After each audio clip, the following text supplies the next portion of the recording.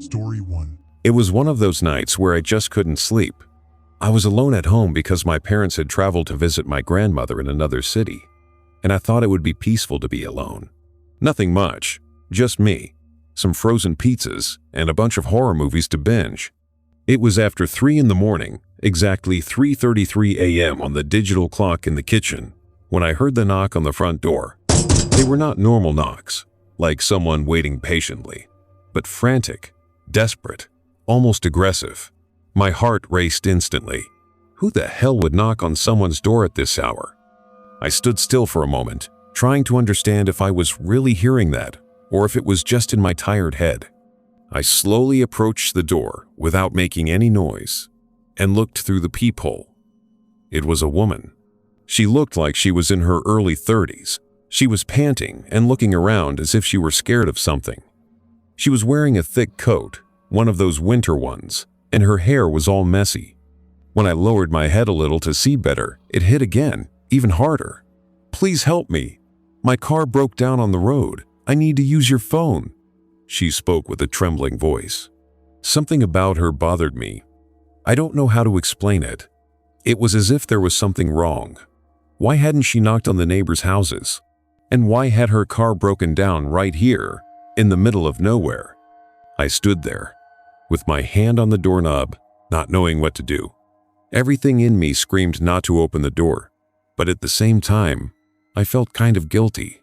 What if she really was in trouble? I took a step back and asked through the door, "Do you have anyone I can call? Any repair shops?" She was silent for a moment and then said, in a strangely calm voice, "Please, just let me in. It's too cold out here." Something about the way she said it sent a shiver up my spine. That desperate urgency she had before was gone. Immediate and frightening, she started knocking on the door again, now with more force, almost punching it. "You don't need to call anyone. Just open that damn door." Her voice changed completely, becoming hoarse and aggressive. I started to take steps back, my hands shaking. I called the police while watching through the side window. That's when I realized there weren't any cars on the road. Nothing. Just emptiness and the pitch black of the night. She was still there, knocking and murmuring something that I couldn't understand. I hid behind the couch, my heart hammering in my chest, and listened to the sounds around me. Suddenly, everything went silent. The only sound was my heavy breathing. I waited a few minutes before working up the courage to look out the window again. She was no longer there. I looked everywhere, but there was no sign of her. No footprints in the snow, nothing to indicate anyone had been there. It was as if she had never existed. The police arrived about 20 minutes later. I explained everything to them, but I could see on the police officers' faces that they thought I was exaggerating or something. They took a look around and found nothing suspicious. They just told me to lock the door tightly and call back if anything strange happened. After they left, I stood in the living room, trying to understand what the hell had happened. To this day, when I remember that night, I feel a chill going up my spine. Because, deep down, I know that something very wrong happened there. I stayed up all night, with all the lights on, trying to hear any noise. Every creak from the house made me jump in fright. I constantly looked at the door, waiting for her to return. The clock read 4:12 a.m. when I realized I was still holding the phone in my hand, ready to call the police again. The feeling of being watched wouldn't leave me alone. The next morning, I went out to check if there was any trace of the woman or the supposedly broken car. Nothing. Not a single tire mark on the snow-covered road. This made me question even more if I had actually seen that, or if my mind was playing tricks on me. But the fear I felt was too real to be imagination. Since that night, I have never been alone at home for so long. Any noise makes me alert, and to this day, I can't go near the front door after dark. I always look twice before answering someone, and every time I see 3:33 a.m. on the clock, my stomach drops. I know something happened that night, something I will never be able to fully explain. Story 2. I live alone in a small house in San Diego, California, and never was a person to feel uncomfortable easily, you know? But it all started to change about 3 weeks ago when I started receiving letters. It wasn't much, but enough to make me intrigued. The correspondences were all destined for a name that I had never heard before. I can't explain, but that gave me a strange feeling, as if I were getting something I shouldn't. At first, I thought it was a mail error. I decided to return the letters to the sender, as anyone would. This should have solved the problem, but it did not solve. The letters continued to arrive, week after week. It was one night, around 3:30 in the morning, when I started to notice something much more disturbing. I was lying on my bed, trying to sleep, when I noticed a shadow moving outside the window. I was paralyzed for a moment, trying to understand what was going on. When I finally forced myself to get up and look better, I saw a man standing across the street, looking straight into my house. He was standing in silence and didn't seem to be doing anything, just watching me. I froze. What was he doing there? Who was he? He seemed to have been there for a while, as if he was waiting for me to note. My heart began to beat faster. When I looked at the clock, it was exactly 3:33 a.m. A feeling of dread took over me, and I knew something was very wrong. I felt a pressure on my chest and a huge desire to simply close the curtains and go back to bed. But something stopped me. I don't know if it was fear, curiosity, or a mixture of the two, but I ended up staying there, standing, watching him. The man did not even move an inch. He seemed to be waiting for something or someone. When I realized that he was not going out, I went to the front door, trying to spy through the curtain crack. But it was no use. He was still there, immovable. I went to the phone and called the police. But even finished the call, the man suddenly turned and began to walk slowly toward the corner. I was still a few more seconds looking out the window, but he disappeared in the darkness of the street. It was as if he had disappeared out of nowhere. I finished the call, but I got the feeling that something was about to happen. In the following days, I began to investigate a little more about the name that was in the letters. I didn't know why, but something inside me told me that that name was somehow linked to what happened that night. I did a quick search on the internet and found an address that seemed to be related to a person who had lived in a house very close to mine a few years ago. The whole thing seemed strange, as if connecting points that I didn't understand yet. I decided to go to the next morning to see with my own eyes. When I arrived, the house was empty, but it seemed like someone left recently. The curtains were open, and a sense of discomfort took over me. But the worst was coming. In the corner of the sidewalk, right in front of the house, there was something that made me the blood freezing. An envelope, just like the ones I had received, but without any sender.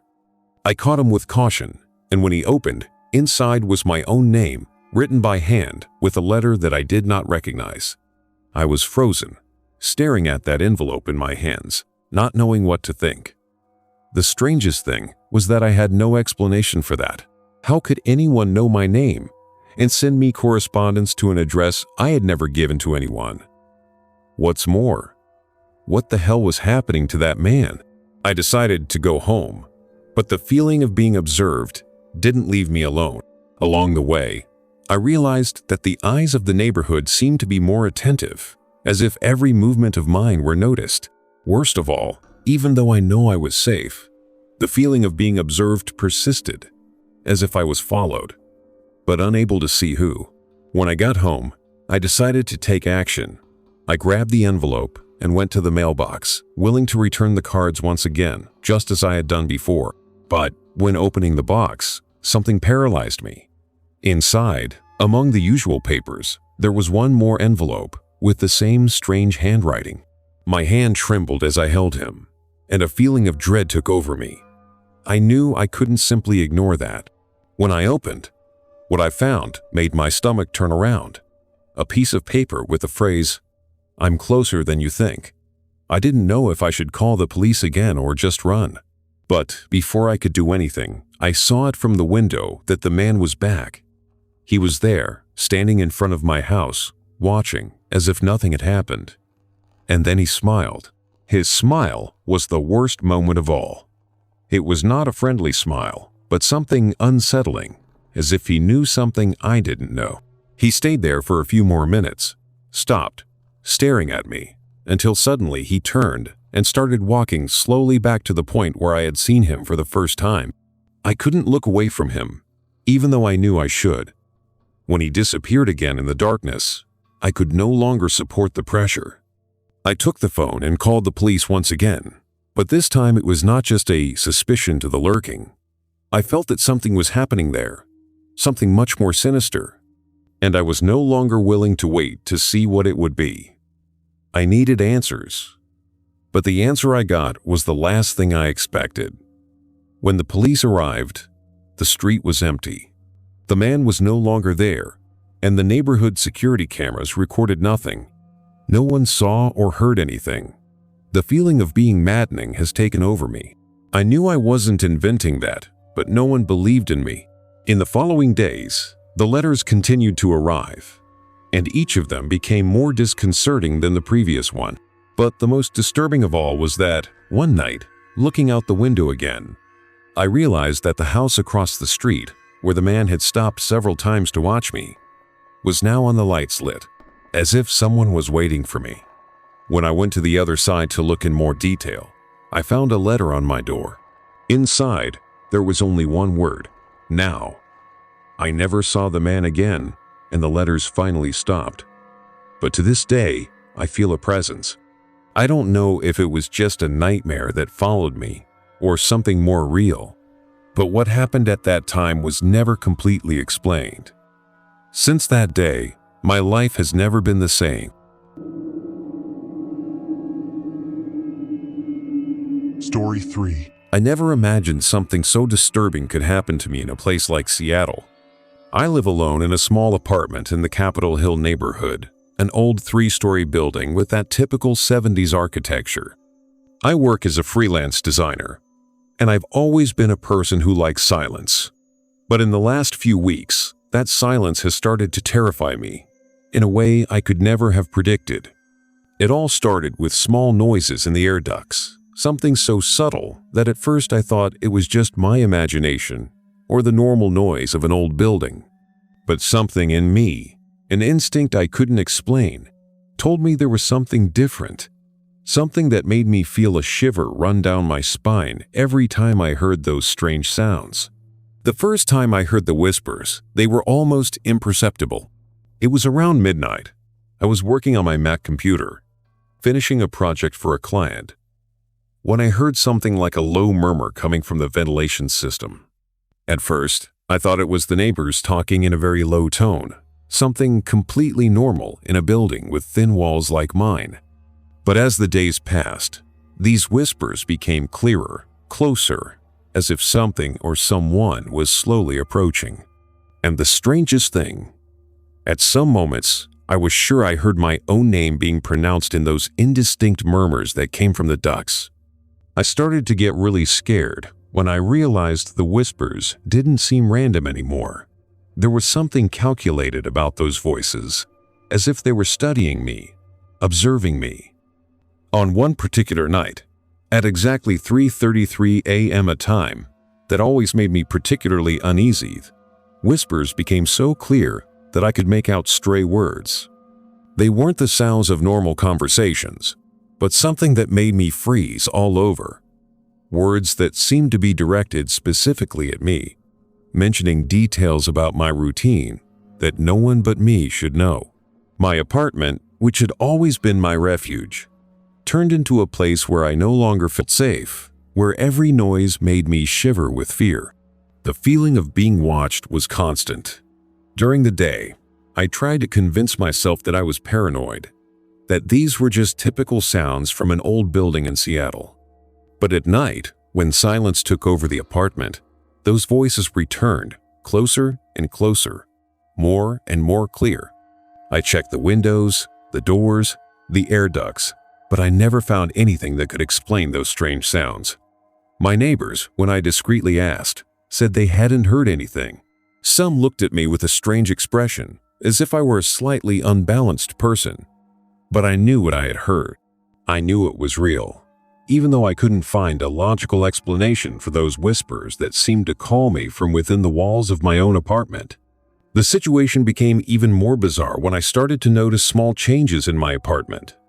Objects subtly changed location, not enough to be dramatic, but enough for me to notice. A photo on the slightly shifted shelf. A book I was sure I'd left on one table was now on another. Nothing that would indicate a clear invasion, but enough to make me feel like I wasn't alone. At night, when I tried to sleep, I felt a heaviness in the air, a presence that I couldn't see but could definitely feel. The whispers in the air seemed to take on an unsettling intensity, as if whoever was there was getting closer and closer, more and more comfortable with my presence. My friends, when I tried to share what was happening, thought I was over the edge with stress. Sarah, my best friend, suggested I take a vacation, take it to calm down. But how could I explain that it wasn't stress, that it was something much more concrete and scary? The whispers knew my name. They knew my habits. One night, specifically at 3:33, I heard something that completely chilled me. My full name, whispered so close that it seemed to be right next to me, inside the ventilation ducts. It wasn't a male or female voice. It was something indefinable, something that didn't belong to this world. Paranoia started to take over me completely. I started leaving a light on at night. I bought security cameras, trying to capture something that could explain those scary whispers. But all the recordings showed only silence, a silence that seemed deafening to me. The security devices never picked up anything other than my own movement around the apartment. At night, I found myself staring into the ventilation ducts, hoping to see something, anything that could explain those voices that seemed to know me so intimately. My apartment, once my refuge, had turned into a prison of fear and uncertainty. In a desperate attempt to understand what was happening, I began to investigate the building's history. I discovered that the building was over 50 years old and had undergone several renovations. One of the older caretakers told me vague stories about previous tenants who had reported strange things, but nothing concrete. Every time I tried to find a rational explanation, the situation became more enigmatic. The whispers continued, always around 3:33, always calling me by name, always coming from the same ventilation ducts. It was as if something or someone was trying to communicate something to me, but I just couldn't understand what it was. My life turned into a constant nightmare. I started to sleep very little, always waiting for that specific moment in the morning when the whispers came with more force. I had developed a kind of ritual to protect myself. I closed all the duct valves, covered the ventilation outlets with thick adhesive tape, but nothing helped. The voices kept finding a way to reach me, as if the ducts were just a conduit, a bridge to something I couldn't understand. My work as a designer started to be affected. I couldn't concentrate. I was constantly distracted, looking at the ducts, waiting for the next whisper, the next time my name would be called in that inexplicable tone that left me completely goosebumps. One night, I decided to do something I had never done before. When I heard the whispers starting at approximately 3:33, instead of hiding or trying to ignore it, I decided to respond. "Who's there?" I whispered back, my voice shaking. The silence that followed was deafening. The whispers stopped completely, as if something had been interrupted mid-sentence. I waited, my heart beating so hard it felt like it was going to jump out of my chest.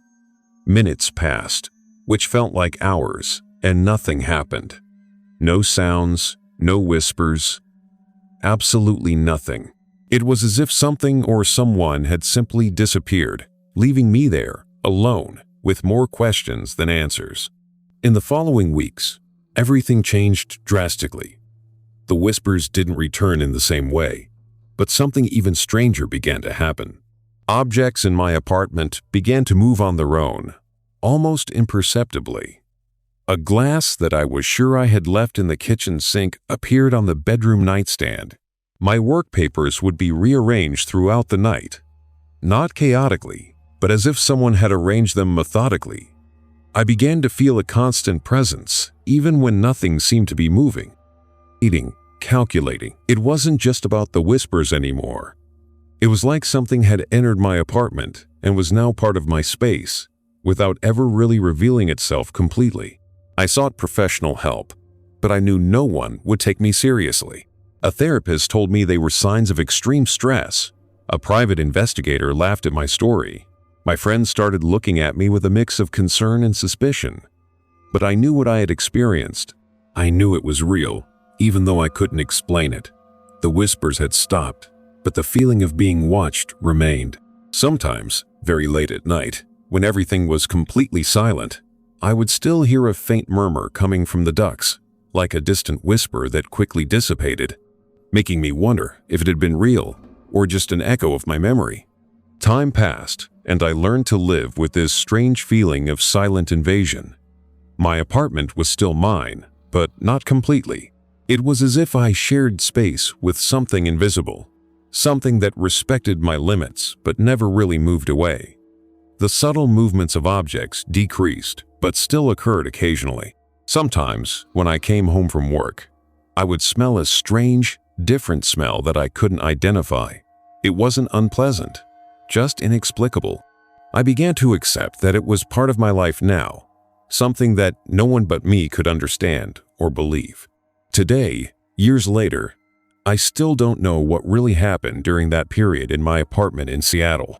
The whispers have stopped completely, but the feeling of having experienced something beyond reality remains. Sometimes, when I talk to close friends, I think about telling them, but I always stop. Who would believe such an absurd story? So I keep for myself, as a secret that accompanies me, an experience that completely changed my perception of what is real and what may exist beyond what we can see or explain rationally. I do know one thing. Something was in the air ducts of my apartment, something that knew my name and seemed to be watching me, and I will never be able to fully explain what it was. Sometimes I catch myself wondering if what I experienced was real or simply a momentary delusion. But something inside me knows that those whispers, those invisible presences in the air ducts, were more than just a figment of my imagination. In the quietest moments, when I'm alone at home, I still feel that shiver running down my spine, like a faint echo of those days when something unknown seemed to inhabit my own space. I've never been able to fully explain what happened, and maybe I never will. But I know something was there, something that knew my name, something that watched me in a way no human being could. And then, just as it started, everything just stopped. The whispers, the strange movements, that constant feeling of being watched. It all disappeared without a trace, as if it had just been a collective dream, an experience that had no defined beginning or end. Today I look at the ventilation ducts in my apartment and see nothing but metal and shadows. But I know what I experienced. I know something was there, something I can't explain, something that will forever remain in my memory as an unsolved mystery.